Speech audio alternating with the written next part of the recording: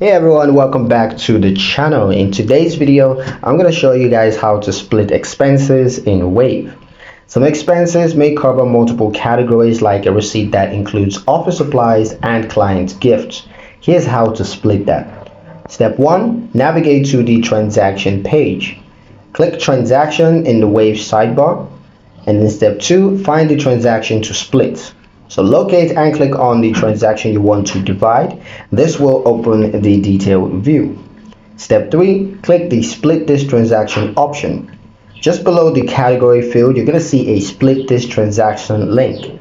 Click it to open multiple entry rows.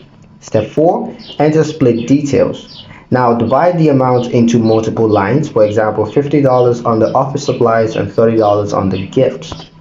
Make sure that the total of the split equals the full transaction amount. Step 5. Save the split transaction. Click Save and the transaction will now appear as a single entry with multiple categories allocated beneath it.